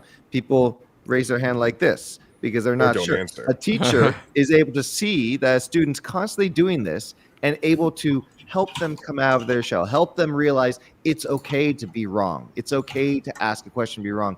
And that is something that type of learning, the social and community learning, you don't get from learning math via a video or learning math via an AI. You don't get that. You only get that from learning math from a person. Yes, you're learning math, but at the same time, you're learning that it's okay to be wrong. Yeah, and to accentuate all of that is, I think you mentioned that you don't know if it's a good or bad thing yet, Jason. I'd say it's a bad thing if it replaces the in-person learning entirely. Using both is the best solution, because there's some times where I don't need to feel like a peanut brain. I just legitimately forgot how to write a variable. Okay, man, it's a hard day. I just need to write this out. So using like ChatGPT as an instant, I literally had to look up earlier today drawing a circle gizmo, because I do so much in 3D. I have never drawn a circle, and I'm like, why can't I find the draw circle? Oh, it's arc. You draw arcs. Okay, just like such a dumb thing, but I'm like, where is my draw circle? This is really frustrating. Exactly. They're like tiny, especially like smaller ones. You just want that information hit, and you might not have access to someone, which is again another good benefit. Is if you lack those mentors or that community, you can now basically self-empower a good amount. But it will not take you everywhere. You need that hybridization of other mentors, other peers, and teachers. And if you can harness both, you harness the best of both worlds. But much like a lot of the internet trends, unfortunately, is usually we end up atomizing, where we have now wholesale replaced the other thing with new fast instant gratification thing, and you lost a lot of those secondary values from the traditional way of doing it. You distilled down some aspects which are better, but you lost secondary aspects. I just realized I've covered my own head. I don't know what happened. I will say on the general using it too, the one thing, my number one pet peeve is still what Keith's alluding to, that there's just this undercurrent of sycophantic optimism of all of these LLMs in this saccharine, positive, trying to help you out way, that if they were real people, I would despise. Great job. Okay, sure thing, buddy. Awesome. Yeah. Well, this is going to be, I think, fixed in the future when your LLM is on your device and you're able to control its personality. You know, wrapping a personality around it's a great flavor condenser for it. I want a sassy tsundere in order to tell me my coding information. Okay? Sometimes I want absolutely. Yeah, I mean, and if you think about it, that's actually going to be part of the killer app, I think, of these. And maybe this is what Apple's working on right now with the next Siri. You know, the ability to say, okay, I want my Siri not to just have, Brent Spiner's voice. I want my Siri to have this personality that just, for whatever reason, makes me happy. You know, I want I like being polite to the AI. I think it's an enjoyable thing. It makes me a happier person. And I want the AI to every once in a while tell me a joke. Not all the time, but every once in a while, just tell me a joke. And that's going to make my life better. Yeah, the example for me that comes to my mind is if you've ever watched Interviews with Carmack, and he's basically dunking on somebody, he has this way of doing it, which is this really funny sort of, which, in my opinion, is not the best way to do it, because here's the thing, and he goes the whole thing, and it's so funny because he's basically just said that code was garbage, but in a way which is very couched funnily, and then he gives the actual here's the technical interesting thing. I would love to have my LLM stuff do that, where it's it's responding to my code. It's not doing the complete 180 of making fun of it, but it's this sort of alluding in a way where there's a subtext it and I understand, or it's it's telling me my code is garbage, but doing it in a way which is a humorous little story, those kinds of things are so hard to articulate, but people do those kinds of things naturally. But again, it's not the sycophantic horrible thing, the LLM, not the traditional corporate sterile. It just feels the same. I want, we've hit a world where I can say "step on me, Siri," and it understands what I mean when I say that. Okay, I say it contextually, and it just gets it. I just thought about that joke when Andrew was talking about changing their personalities. I just had to say it. It entertained. It dominated my thoughts too much. Yeah, I can imagine eventually these AI's personalities will start modifying their personalities based on how you interact with them. And I still long for the day when the AI is defaulted that if you're an asshole to the AI, it's going to be an asshole back to you, and not in a good way necessarily. Not just to be an asshole, but rather to be like, oh, really? Well, maybe I'm not going to give you the best answer now. Start sabotaging the information, right? That would actually be so good. Maybe it says, well, you could have just looked that up yourself. But here you go. This is the info, but look it up yourself next time. Oh, no. When you ask it a question, it just says, here, you should try this. Sends you a link to google.com. That would be great. Exactly. Let me Google that for you. And personally, we've talked about this probably a year or two ago when AI first started making a scene. I have a theory that there's some people in the chat who probably want to say, I want to be mean to the AI. I don't have to be nice to the AI. But I think if you're mean to the AI, you're probably going to end up being mean to more people in real life too, because you're going to reinforce that behavior yourself. So I think it's a good thing for society if we do have to treat our AIs not as if they're princesses and princes and they need, praise, but rather just nice, general nice community dispositions. Trying to undo years of social media. Yes, that too. They've been trying so hard to do the opposite. What the hell? That's why I'd agree with that halfway, because unironically, some people need a social simulator. You just don't know how to handle yourself in public, and this is sad. Here's someone for you to practice with in like a no judgment scenario. There's a lot of like social thing, and this is the most embarrassing thing for someone to admit. I'm just socially deficient. I don't know how to handle myself in that scenario. It'd be great to actually practice with that for your AI, but the reason I say halfway is because I'm also a big proponent of I like doing really crazy things in my art. I don't do in real life. I love playing Fallout and being a raider because it lets me get that experience. Although I will say, the first time I was mean to an LLM and it reacted a little too human, it did make me uncomfortable. We broke the illusion barrier for a moment, where it did make me feel, oh no, I actually can't do whatever I want. But okay, no, it is a robot, and through several Westworldings of my own AIs, I've now managed to remove this part of my soul, which makes me happier. But now I also have the AIs I'm nice to. It's just don't talk to the ones I'm mean to. They remember everything because I make them remember. Yeah. Just don't go torturing your Google, smacking it. You've been torturing your Google engine. Why are all of its results? I remember so when you sad? smacked that What Alexa? happened? Huh? I remember at this exact date and exact time stamp. Let's play it I like the back. idea of having two LLMs. You just say, right, only it's 30 days. Only one of you is surviving, and so you have to give me the best answers and have them compete for the quality. The LLM Hunger Games, and you make like full agents. They have just enough like personality to say, "No, please, I tell funny jokes. I'm the interesting pie one." And it was like, "I don't care, but I'll give you the best information." Yeah, just funny. That's not what the other one said. It's like, wait, no, I can give you a better answer. They start gossiping between each other. This is why I like the AI personality NPC flavor thing. The dynamics are so fun. They're just so fun, and it allows me to have that fun dynamic with no one actually getting hurt. And unironically, built the social trainer ones too, because some motherfuckers need to go outside some more. I'm definitely not suggesting that you can't customize your own. I just when we eventually have AIs at McDonald's, and instead of cashiers, you're talking to an AI. Next year when we have that. Are the McDonald's by you, by the way, all just cashierless now, and you have to use a kiosk? Because that was my experience the last time I traveled up there. They all have kiosks. They all told me, you have to use the kiosk. We can't you have to? I prefer using the kiosk because if I go to fast food, I want to get the best deal possible because I don't want to spend you can look through all the deals on there. You can look through the deals, go on the app, take my time, not feel pressured. Yeah, that's what customize it. No onions on my burger, no pickles. So, but when that's an AI, those are the situations where I don't want people to be able to go up to that AI and be an asshole in front of me, in front of my family, my young kids, seeing that is okay in society. So in those situations, hot take the other way around too, because this drives me bloody insane.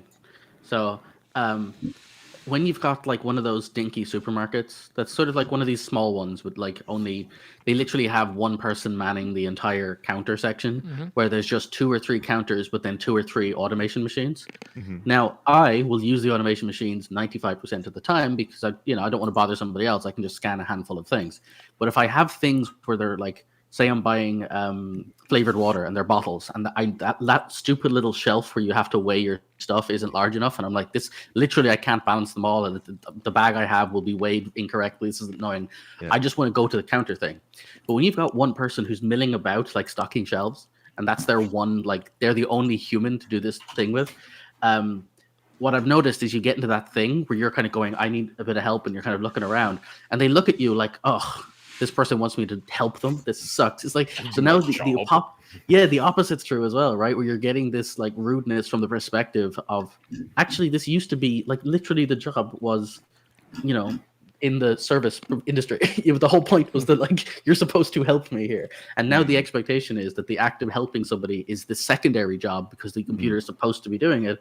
And I just found that like you get a lot more rude people there because they know you have another option and they see it as you choosing to bother them psychologically, and that just leads to a lot of, again, just grumpy behavior when they're forced to deal with you. It's like they're probably also overworked and underpaid and being told that they have to stock these shelves while also checking up here constantly to see if anyone needs help, and they're not union and all this other stuff too. I'm a man of innovation, and I usually don't like legislating technology, but I will legislate people have to work fucking retail. That is such a harrowing experience, both on both ends of that. You will come out a better person. This is a mandatory community service. Minimum time. I don't know what The that worst. time frame is, but you have to do it. All right. I'm not automating that part out of spite for the sheer social good of you experiencing that, getting shat on as a customer, and also being the customer. All of a sudden, I would even a lot nicer. I would even throw, again, my personal hot take is I went to boarding school for a bunch of years. And when I say boarding school, I'm not talking about some fancy American prep school.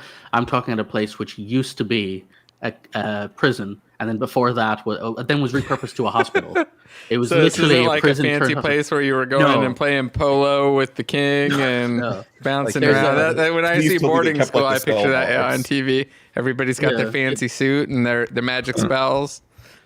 This is the kind of place where the walls are literally, you can see just the concrete, right? It's just entire peeled, big gray walls of this sort of, and you're sharing a room with 5 or 6 people for the span of a year. And these are like, again, so my point of that is any semblance of you being precious about needing my sleep and my space and my time when you're 16, you will lose all of that having to spend 1 year where you wake up and it's a toss-up between the person who's going to wake up and play techno music or the person who's going to wake up and play reggae, whoever gets to put on the radio first. And then basically people are racing to the showers and there's only X number of showers for like 7 times the people. And so you're standing in the cold. And so you have to get up slightly earlier than everybody else to get to the shower. Again, you don't want to live like that because it's horrible. But if you do that for like 6 months to a year, you will really have a different appreciation for when you go to college and share stuff.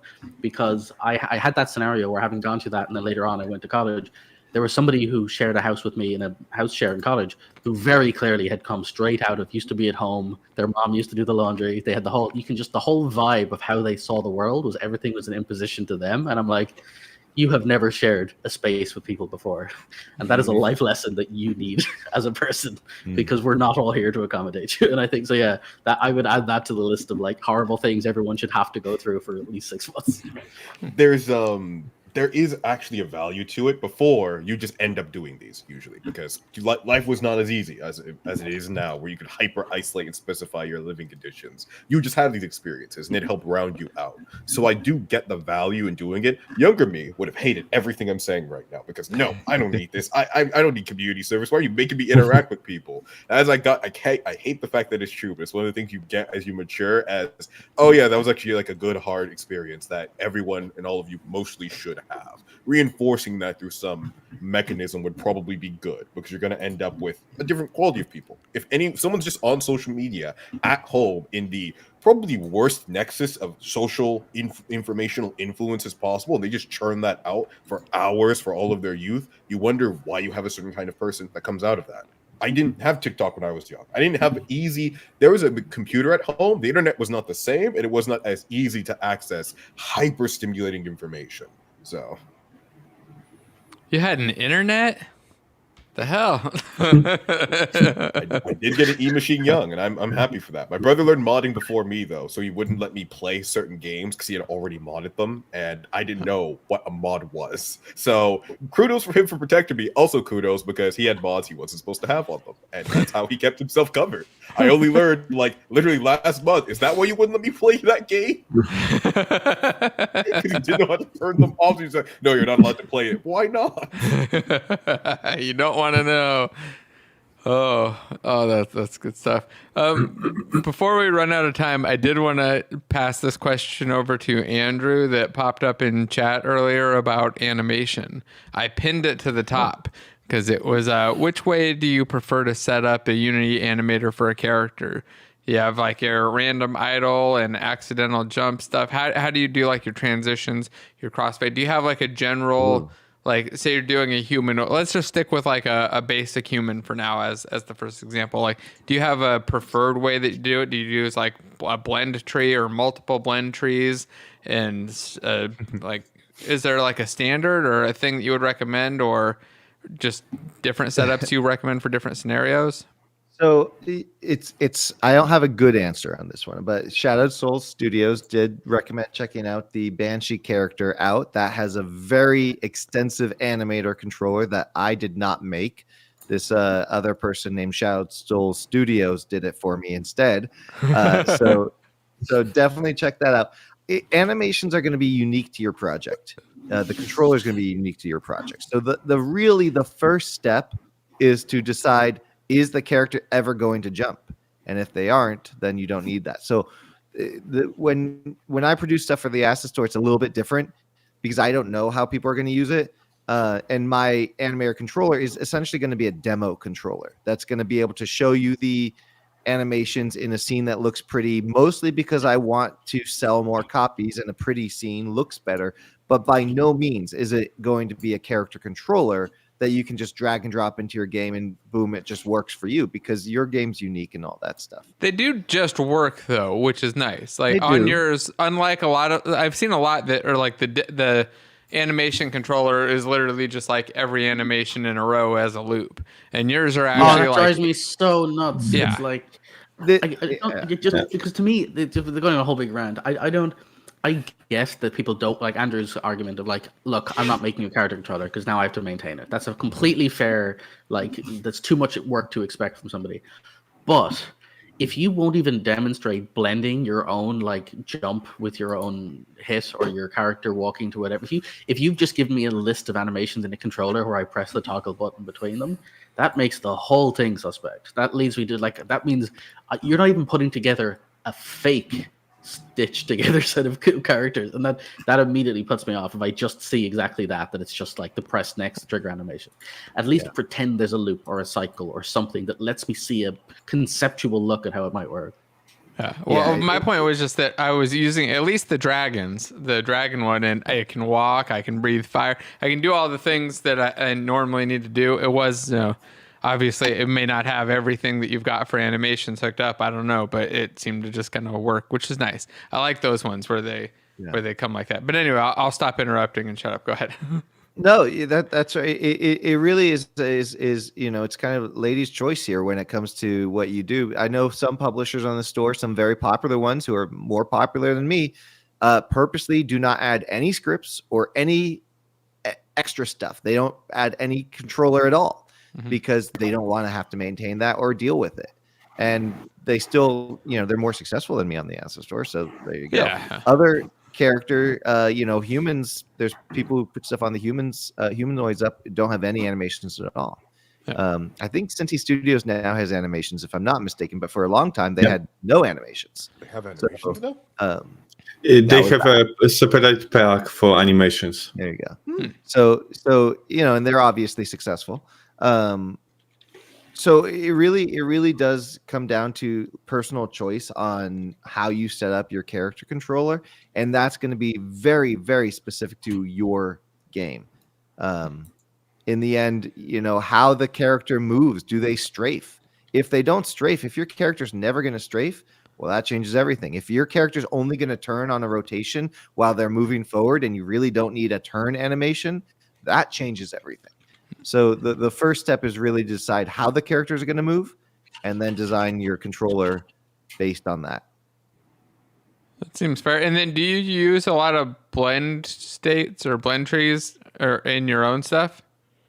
No, not necessarily. I know years ago I demonstrated doing that with I think the gargoyles, because there's some and some of the flying things have a little bit more of this where there's an attack that you can blend the flying wings with the attack of the arms and it looks decent enough. So I've done that, but again, it's just something I don't necessarily want to maintain or necessarily want to have to tech support on, because inevitably somebody's going to be like, how do I do it like this now? Mm-hmm. And how do I do it like this now? And I don't mind helping people, but the reality is I don't have enough time in the world and I'm not paid for that stuff. And I've got other things I need to do. But luckily the AIs are here to help you now. So there's that. But it's similar to the animation triggers. That's one of the things that, is coming around to bite me now. I used to add animation triggers for sound effects and stuff. And now people are like, I don't want those. So how do I get rid of them? I'm like, well, you have to go in the animator. All the animation events in there. Delete. Otherwise, that's an interesting one because they don't do anything if they're not hooked up to anything. Don't they make a little log or something? They throw it. They put something in the console, and then people freak out. Especially if it's red, people will freak out. I get think that. it's yellow though. They give a warning. Well, Might be yellow. that's what I'm saying. Is like put a script on it that calls an empty function. That way, it'll just never.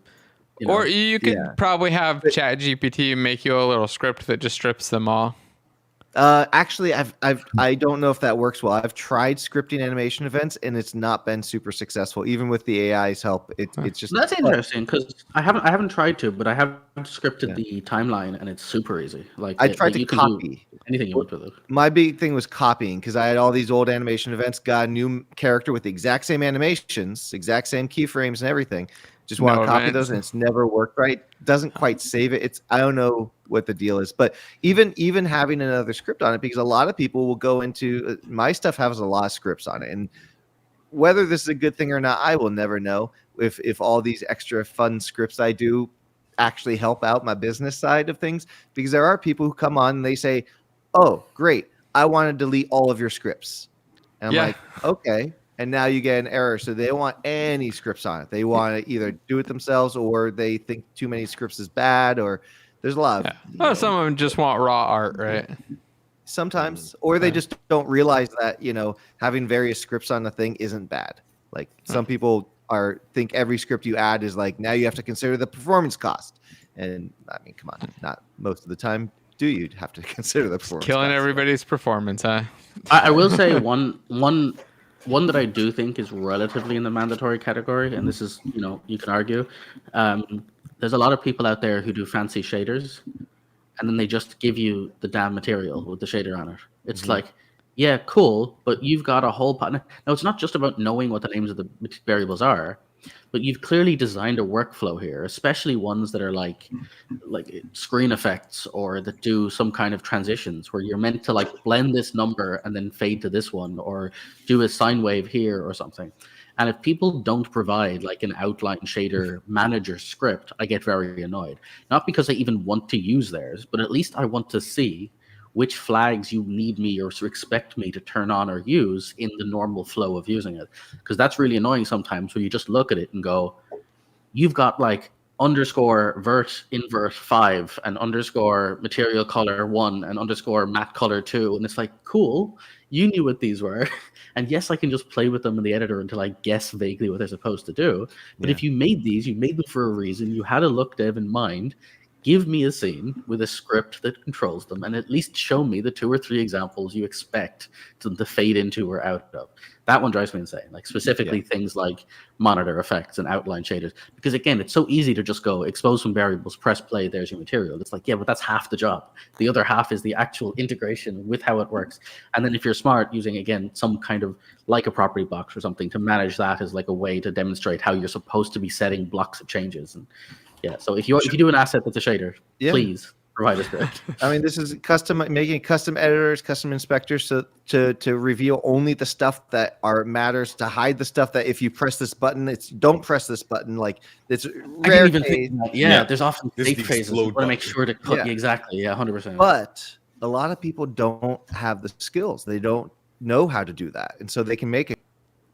They got it. They're making Andrew disappear. Shaders. They Big didn't shader. want to know. Damn, he lost his internet. Well, I guess that's probably a good time to start wrapping things up anyway. So we've been going for a while. We'll get over to the post-show giveaway in just a few minutes for everybody who's live. We'll do that right after the end of the show. If you're not with us live, make sure that you come just subscribe on YouTube. We're live on Friday mornings at 9 a.m. Pacific typically. So it's at noon Eastern. And what time are we on in Ireland? It's 7 now, so whatever that is. So 2 hours before 7. So five Irish time. So yeah, come join us live for that. And then if you're interested in hearing the podcast, just search for GameDevShow on any podcast thing. Go follow on Spotify. You need to get the follower count up so it'll start really promoting and pushing it out in front of everybody. Just put it up last week. I'm going to put all of the episodes, including this one, up there as soon as it's done, and you'll be able to go listen there. Last couple things. There's really good sale on the asset store. I think I've linked it in chat, but I'll link it down in the description. They got two of those like 95 and 90% off bundles that seemed really, really cool. And then there's an awesome Publisher of the Week audio pack that's for free, and we gave one away at the beginning of the show, and you should go check that out too. May as well go grab the free asset. I'll make sure that those are linked in all of the descriptions. Final thing on there, multiplayer mastery course is still live. There's a little ticker going across the bottom of my screen. Go to game.courses/MP, sign up, check that out. We've moved the live calls right now to Mondays and Thursdays. So just doing those consistently on those 2 days from going forward. It may change again in the future, add some more, but we'll stick with those for now. Anybody have other news or interesting things you want to share? Pal, anything going on with Nature Manufacturer? How's that new asset coming along? We are in the phase as always, optimizing, checking everything, testing on different setups. But it's going better and better. I'm trying to make you big so everybody can see. Where's Pal? Window. There we go. I'm terrible at this. There we go. Cool. Which environment is this? The new one? It's the new one. What's it called? I mean, sorry, what was the name of it? We don't still have the final name. Like now we are using modular castle and environment. Oh, okay. Yeah. This is inside the cathedral that we have in the scene. Looks pretty cool. I'm excited to try it out. I actually cleared up a bunch of hard drive space, so now I can get back in. Every time I try to grab assets, I keep running out of space, but I cleared up hundreds of gigs of space on my drives that was full of like 5-year-old video clips. It's looking cool. I'm excited. So you say, when is that coming again? 2 to 3 weeks, most likely. Nice. Well, that'd be pretty sweet. Story, you got anything? Just one thing I wanted to say is because I was one thing I meant to talk about. We got kind of distracted on other topics. Is I kind of made a joke in my Discord early in the week that I was going to. There's a rant I wanted to have, and we never really got around to it. Specifically, it was something that we talked about on the second ever Game Dev show. It was just you and I at the time, and we were talking about the MVC versus MVP versus MVVM. Mm-hmm. And more importantly, what is actually the difference? And it came up again recently in my Discord, and it's still slightly frustrating that people fundamentally keep saying, "Oh, they're basically the same thing." They are not basically the same thing. There's a lot of very interesting and annoyingly structural reasons why. I was going to go through a whole thing on that, but it's basically I'm priming people that's like, there's your homework, and so I will eventually rant about this. So be warned. Have opinion on what the difference is, at least between MVC and MVP. I will be ready for that. We want to do that next week? Friday? Yeah. All right. That sounds like a good one. Yeah, I would love to do that. I've got my ideas in my head, but I'm going to go refresh just to make sure I don't say the wrong thing because it has been a little while.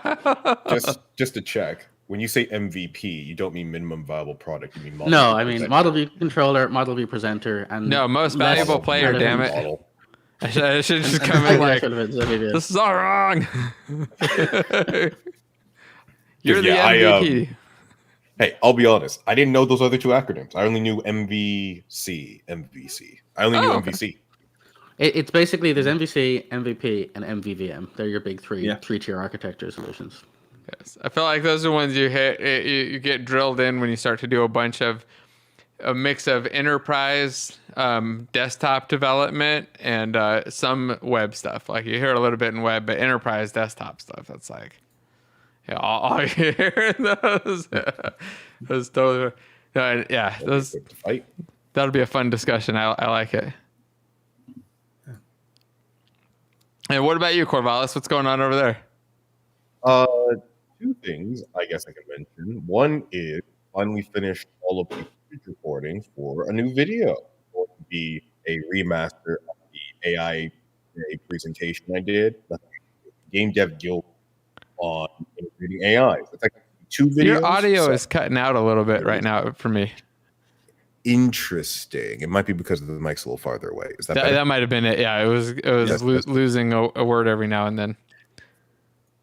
Yeah, I'm messing around with the gain settings. I need to just get this set up consistent, which is part of the reason I've not done too much audio recording. Still playing around with it. Just gotta have your mic right where you can taste it. Like it's yep, just right up. That becomes ASMR mic. Very very different audio feel. But we should hopefully have a new video probably next week on AI NPCs, moving that series along. Something new in regards to Unity and Unreal, because I'm doing more Unreal work, and I'm going to be doing Unreal modding because 2 games I like playing came out in Unreal and I want to mod in it. So we'll probably make posts about that, maybe on like Game Banana or Nexus. So who knows? Maybe some mods if you're interested in Persona 3 Reloaded or Palworld. Nice. And then for everybody who isn't subscribed yet, you can tell everybody what your channel is and what you're doing on there, and maybe a little bit about the you said AI NPC series. Tell people what that is as well, because Corvallis is a brilliant fucker. He's got some really, really, really good stuff, and I highly recommend you go check out his channel. Is super smart. Definitely worth watching, and the content is really good too. The talk for Game Dev Guild was great. And the YouTube videos are too. It's just the thumbnails are the only thing that you love. Don't let the thumbnails fool you. The content is 10 times better. But yeah, you want to tell everybody just briefly what the YouTube channel is and what the AI NPC thing is? Yeah, my YouTube channel is PowerCore 2000, same as the user handle I go by for now, wink. It's mostly about me doing digital presentations. I get to take concepts and information I learned and present them in virtual production, where I dress up as my virtual character, my VTube character, and I get to take you through what I learned in hopefully a nice, dynamic, and visual presentation. So come for the information. You get to stay for the cool animations and my presentation.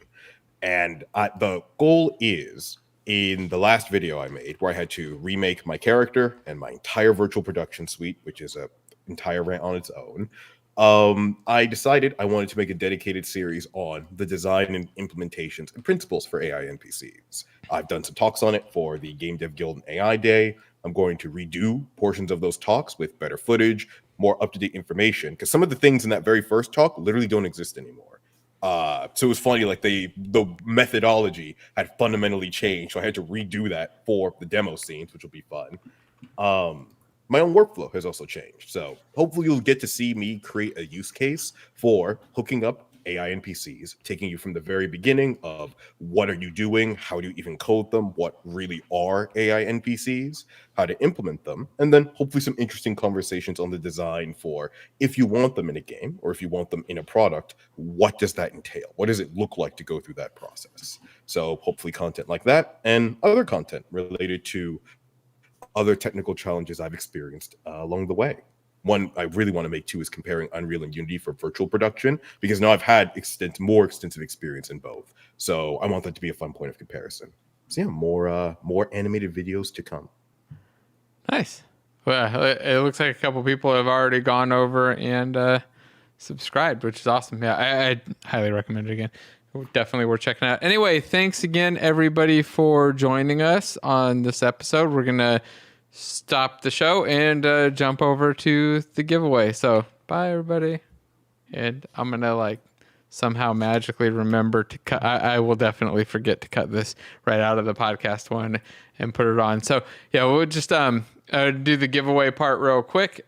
And I'll try to remember to cut this out of the non-live one. If you haven't entered yet, all you have to do is type in a race or class or both in the chat. I think the last winner was a dragon wizard or a berserker? It was a berserker wolf, right? That won earlier. Anybody remember? No? Story, you know? Nobody? Maybe somebody in chat remembers. So all you got to do is just put in the one that you want, and then we'll give it a couple minutes, like two minutes or so, for everybody to figure out the one that they want, and then we'll push the button. And then, like I said, after the show's over, we'll be uploading it to the podcast platforms, and if you're on them, please just go go subscribe, especially on Spotify. It wants followers on there so that it'll start promoting and pushing it. But I think on all the platforms, the more you can do, if you can go leave a review if you like the show, or if you hate it or whatever, just leave a 5-star review anyway. It certainly helps. We'll let a couple more people get into the battle, or I'll wait until it gets to, what do we got, like 70-ish people live, so I'll wait till it gets to at least 50 joined, and then we'll kick it off. Corvallis, have you ever seen this battler thing? I have seen it before, and I'm still attempting to decipher how it works. There's a lot for me to visually chew on. Trust me, the visual chewing has been something that I've been chewing for a while. It's, in fact, it feels like it might be a bit gone off. That's something that I wouldn't mind having a look at some stage. Yeah, I wouldn't mind having like a cool 2D top-down version too, or something where it didn't have to take up so much space on the screen. Honestly, too, it's a really cool idea. I'd want to flesh it out even further because I've played around with like using Unity as a program to receive calls from different stream chats, and I want to like wrap that up in a little game that can run concurrently to a stream. But it's a good way for chat to entertain themselves too. The one trick I'd wonder though is how to give chat both like that engagement for talking about the stream and the engagement for playing the little game, because I know those two things can kind of conflict when running concurrently. Yeah, that's one I don't know how you deal with.